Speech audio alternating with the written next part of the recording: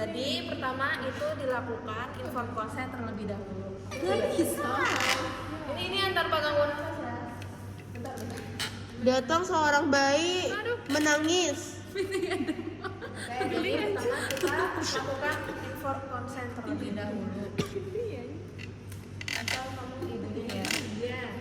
Permisi Bu, jadi bayi Anda baru lahir dan kondisinya perlu penanganan segera berupa resusitasi neonatus. Untuk pelaksananya, saya akan meletakkan bayi ibu di infant warmer untuk menilai dan menstabilkan kondisinya. Untuk beberapa prosedur mungkin akan dipasangkan berupa alat bantu nafas. Untuk itu apakah ibu bersedia? Sedia. Baik, ibu jika bersedia, selanjutnya saya akan melanjutkan tindakan. Checklist kedua adalah menanyakan faktor risiko dari ibu, janin dan juga intramakan. Baik ibu, usia kehamilannya berapa?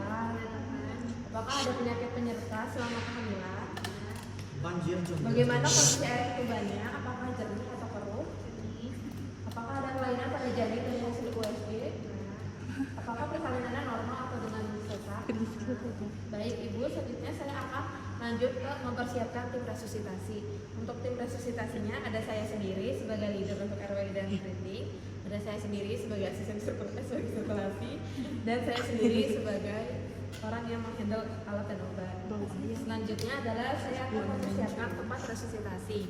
Untuk tempat resusitasinya itu ada infant warmer, terus ada kain hangat 3, kemudian ada topi dan juga ada selimut bayi. Untuk penyediaannya akan saya mulai dulu dengan pemasangan alas, kemudian ada bantal penyangga, kemudian ada kain untuk menerima bayi. Ini.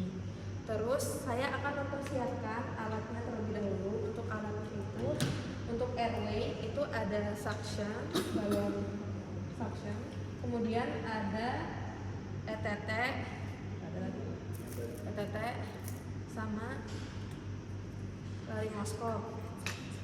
Selanjutnya untuk breathing ada ambu bag, ini ada bagnya sama sumpuknya, kemudian ada oksigen sentral, kemudian untuk circulationnya itu ada stetoskop, ada pulse oximetry, sama umbilical catheter. Umbilical catheter gak usah. Baik, selanjutnya saya akan lanjut ke pengecekan fungsi alat sebelum digunakan. Ini untuk suctionnya berfungsi dengan baik, ambu bag berfungsi dengan baik, laryngoscope berfungsi dengan baik, bisa nyala. Selanjutnya saya akan mencuci tangan dengan 6 langkah WHO, kemudian memasang APD. Hah? Oh iya, obat NaCl, emang perlu ya tapi? Yaudah. Kalau misalnya ada obat kalian sebutin, kalau nggak ada NaCl, infus apa tuh? obatnya NaCl 0,9%, adrenalin sama Infus dextrose 10%. Baik, selanjutnya kan pengecekan fungsi alat. Habis itu cuci tangan dan pakai APD. APD-nya ada diskon steril sama masker. Kemudian selanjutnya tolong pegang bayi. Selanjutnya saya akan menerima bayi. Saya sudah menerima bayi. Selanjutnya diposisikan. Dia posisinya semi ekstensi gini, penyangganya ada di bahu. Selanjutnya keringkan sekaligus rangsang taktil.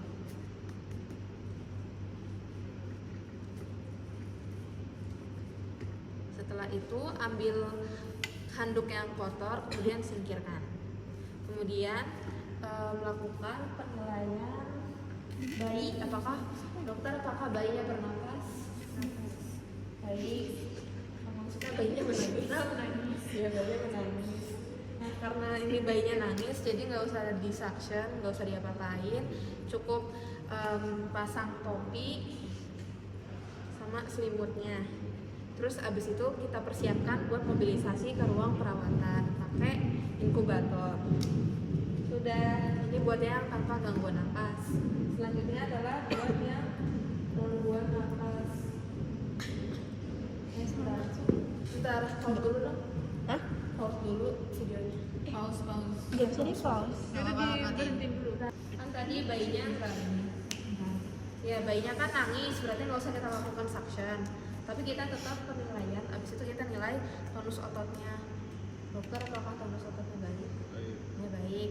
Bayi tampak menggerak-gerakkan tungkainya. Baik, selanjutnya mengeringkan bayi tadi udah. Terus habis itu selanjutnya saya akan melakukan penilaian TTV, ada Ini kok laju bayinya denyut nangis? jantung, usaha napas, tonus otot bayi, dan saya akan menilai skor Apgarnya. Pertama, laju denyut jantung menggunakan stetoskop akan saya hitung selama 6 detik di ictus cordisnya. Baik, dari hasil denyut jantungnya berapa dokter? Berapa denyut jantung? 125. Selanjutnya usaha napas. Sebentar nggak ya? Ya udah nih, kalau misalnya ada pulse oximeter, pasang pulse oximeter di kakinya. Kalau nggak ada berarti cuma bilang gimana kalau nggak ada. Bilang aja pokoknya disampaikan. Iya. Selanjutnya saya izin untuk mengukur Misalnya saturasi oksigen. Iya, terus misalnya saturasi oksigennya lebih dari 92%, itu normal.